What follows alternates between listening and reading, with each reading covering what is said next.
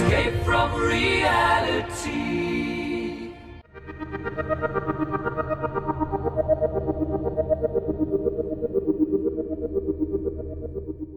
See, this is what we're talking about. This is how we keep asking, how are they continuing to make money in Hollywood? And this is why a lot of writers, creators should take this moment, look at their contracts, and see why they are getting screwed out of the things that they created and handed, and I'm talking handed, over to the conglomerates. But before we start, don't forget to hit that like, subscribe, share. Thank you for those of you who have. This is what we need. We want to get to 500 this year. We're trying to get there. We would appreciate those of you. And I know there's a lot of you who watch our videos that haven't subscribed yet. We've looked at our analytics. Hopefully today is the day that I gain your subscription, and we do appreciate on that. And for those of you who have been passing this on and basically have shared it with friends and subscribed, you may ask yourself, how else can I help this channel to thrive in this community? We don't do live streams as of yet. We want to get to a point where, we have enough viewers. We're also in monetization, so at least we can do super chats and stuff like that. But for now, check in our description below. We do have a PayPal where basically you can donate. You want to give $1 for coffee. You want to give toward basically helping to build this particular channel up. Also, there is a Teespring site at shopcuticast.com where we do offer a nice amount of shirts. Some of it is dedicated to the shows on this channel. Others are shirts that you might like it. We have stuff that is anime driven or basically sort of anime food driven in some cases on there as well. So, Bohemian Rhapsody, you're familiar with that film? A really, really good film. My wife loved it. The movie directed by Bryan Singer, starring Rami Malek, Lucy Boynton, Glim Lee, Ben Hardy, Joe Mazzeo. It was done by Fox, which is now Disney, which is owned by Disney. It is the story behind Freddie Mercury, his life, which was basically a fantastic musician. I was a massive Queen fan growing up, and I still am today. I have all the albums. I've had them on vinyl. I have them on CD. I even have a copy of Live Aid from '85. The performance in Wembley. And I loved that. I saw that originally. I was watching that on MTV when we had that concert many years ago, in the 1985 to be exact, on there. And then of course his tragic death, suffering that for many years he was diagnosed with AIDS and never told the fans and never told the media. Nobody knew until finally in his last days that the truth came out. And basically, if you ever listen to the last album he made, you could hear the impact emotion that he was going through in the last days of his life. So they decided to make a movie about him, done by JK Films, and like I said, 20th Century. It was a massive hit. It grossed almost $1 billion. It was like $911 million at the box office worldwide. But for some reason, it didn't make its money. This is a movie that it was a $50 million, I think it was $50 to $55 million budget, which that's what Hollywood wants. They don't want to spend much, make a great movie, make it in the box office, and make up a shitload of cash. This is the same thing with Blair Witch Project. Blair Witch Project is another movie that just literally wasn't much money, but you know, when it did over $200 million in the box office, I mean, for the budget it was, that is a very successful movie itself. And now the worst thing about that's come around on this is that there is a lawsuit now running by the screenwriter Anthony McCartan, who's filed a breach of contract because he hasn't been paid. Money is owed to him by Graham King and JK Films. And from what the papers back and what the company has said, and via Disney as well, is that even though they've done $911 million, that they are in the red for $51 million. Now, I'm going to read a little bit of this from Deadline. Bohemian Rhapsody screenwriter Anthony McCartan has filed a breach contract suit against Graham King and his JK Films for money owed for the 2018 Best Picture nominated film about Queen and its iconic singer Freddie Mercury. The lawsuit hit today. Well, this was when this article was written, and shows a fascinating peek behind the curtain into what happens when participants rely on studio net points deals. The $55 million budgeted film grossed $911 worldwide, and yet, according to the accounting statements issued by 20th Century Fox Film, which is now Disney, Bohemian Rhapsody is in the red to the tune of $51 million. The legal action is a bit twisty because the producer King and JK Films are named but not Fox or Disney, which acquired the studio and holds Bohemian Rhapsody in its vast library. The reason for this, McCartan's suit maintains that he made a deal directly with King to receive 5% of JK's take.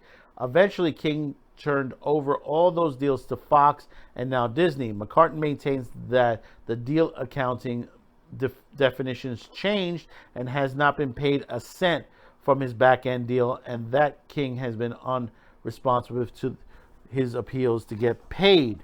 The first of three deals that the scribe struck with the production company WAJW Inc. in 25 for an amount equal 5% or of 100% of the net proceeds. Fox boarded the Queen biopic in 2016, and the studio insists McCracken is only due any profits via their defined net profits proceeds definition. This is why you have to read your contract. Rather than, and have a good lawyer, rather than JK Films' standard net proceeds defined as modified through good faith negotiations. Representatives for JK Films tell Deadline that they believe the Fox Disney should be party to this action and will be reaching out to them forward with to consult on future responses. I can understand why he would sue JK, because dealing with Disney is a nightmare in itself. Even worse, it's not clear that JK Films has had other standing definition on any film, states the filing by the attorneys Dale Kishna and his partner Nicholas Stallman. The suit maintains the parties had no intention of developing such a definition because it had no intention of computing and determining net profits at all. McCartan is one of the elite screenwriters of fact-based biography pictures. Bohemian Rhapsody won Best Oscar honors for Rami Malek, and The Theory of Everything did the same thing for Eddie Raymond, and Darkest Hour claimed the prize for Gary Oldman. More recently, The Two Popes garnered nominations for its stars Anthony Hopkins and Jonathan Pryce.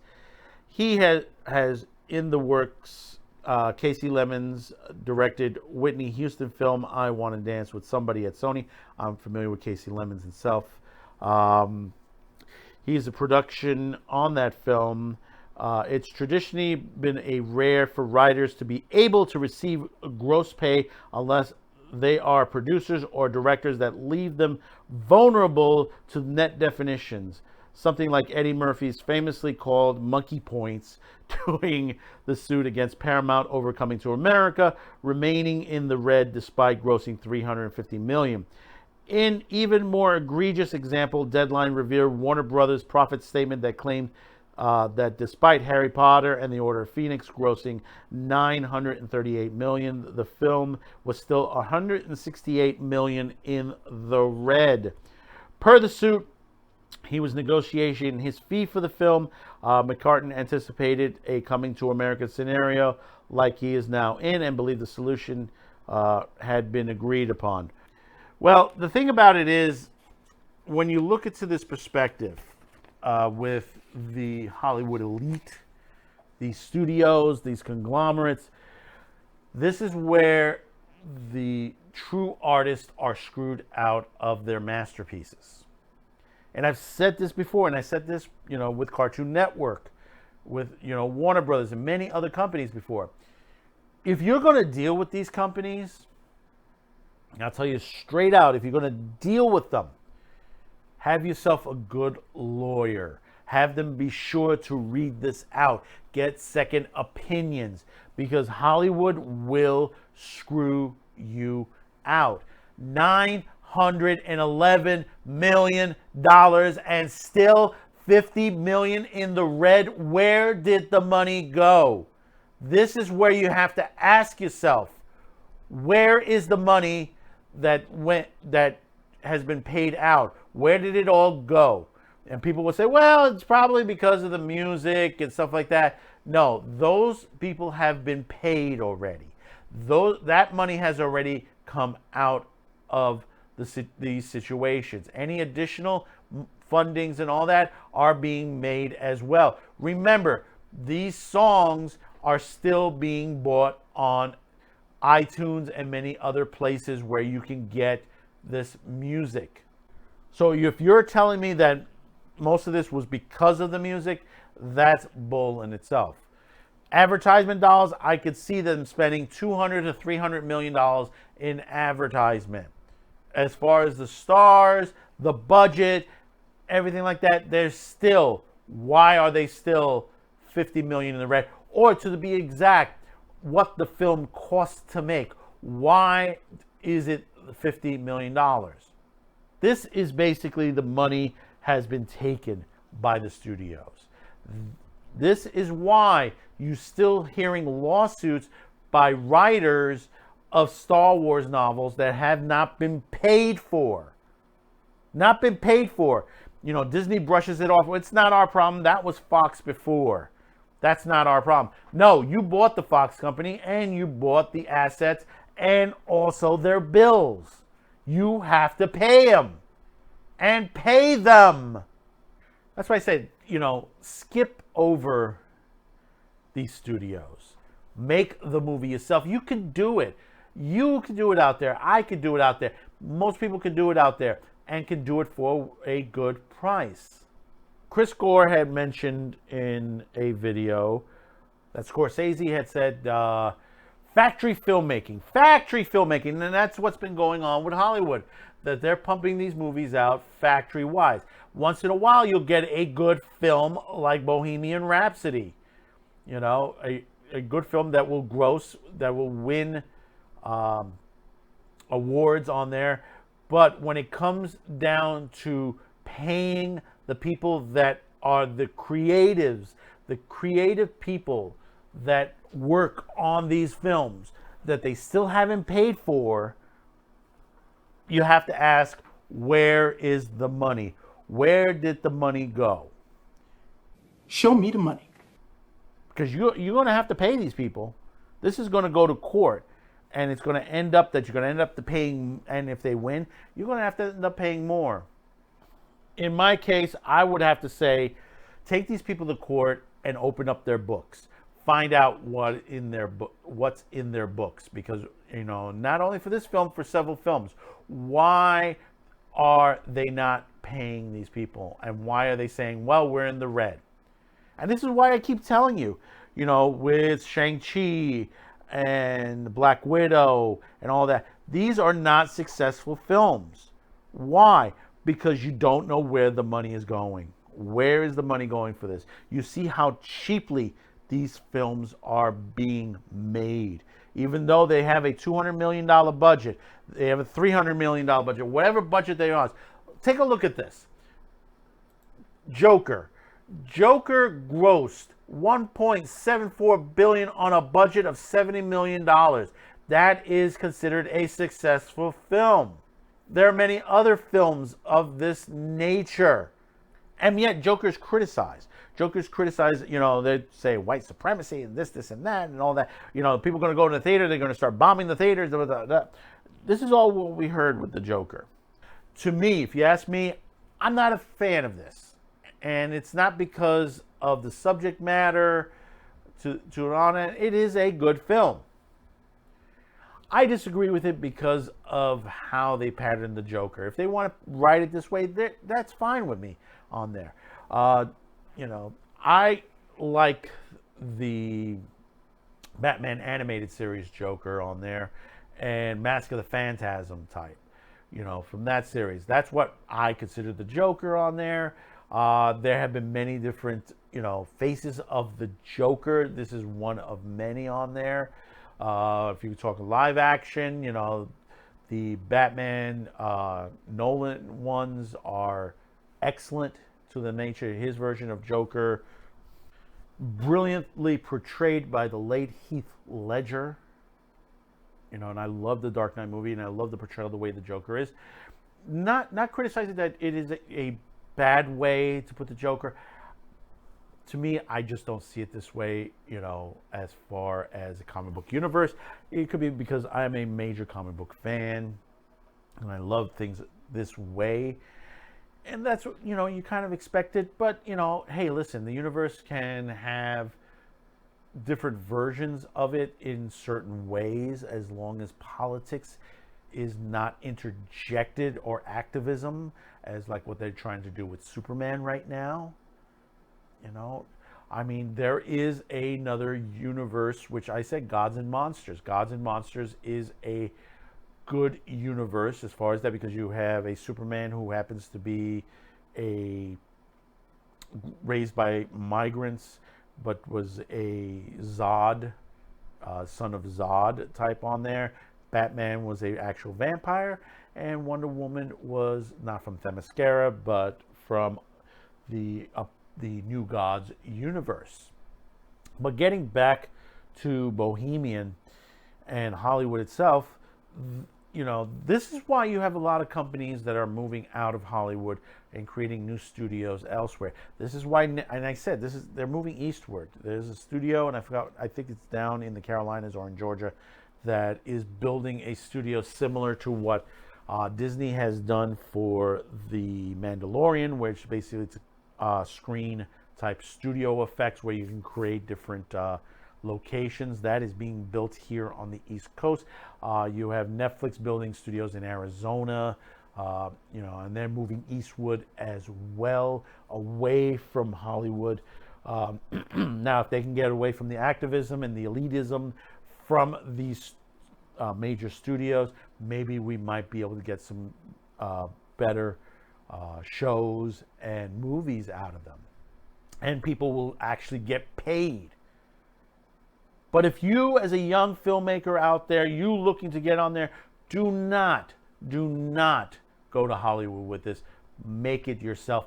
And I'll tell you the best way to do it. You're going to go Indiegogo or Kickstarter. If you can do a short, I'll tell you straight out, do a short. Show them what you can do. And say, listen, if I can get this X amount, this is what we can do. Explain it. Do your research. You can do this yourself.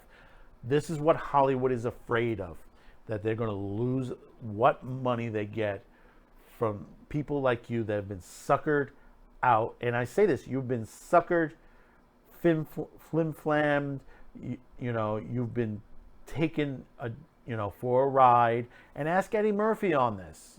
He's still waiting to get paid, for coming to America. There are some royalties that are still due to him.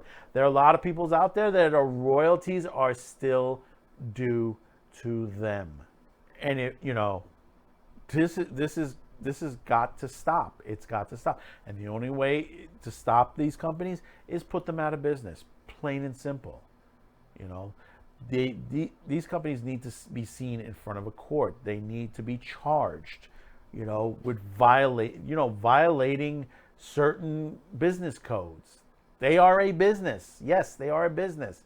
And for those, you know, out there who are on the boards, who basically are financiers to this, take your money away from these companies. Once you stop putting money into these high-end movies that basically they're saying, well, we haven't netted anything on there, but you did $1 billion. That's the other thing I want to ask. I want to ask that question. Those people who have put finance behind this, you know, have you been sort of the premise of the producers? Have you been putting your money in and gotten nothing out of it and was told it was a failure? It's time to open up them books, folks. So we reached this part of the video. What do you think of this situation? Tell me in the comments below how you're feeling about this. Don't forget to hit that like, subscribe, share, hit that flame if you're on one of our other social media platforms. But once again, let me know how you're feeling about this. So until the next video, thank you for tuning in, and bye-bye now. Hey, Sarge, look at this. What? I found these 2 accounting books. This one says, show to the IRS. And what's the other one say? Never show to the IRS.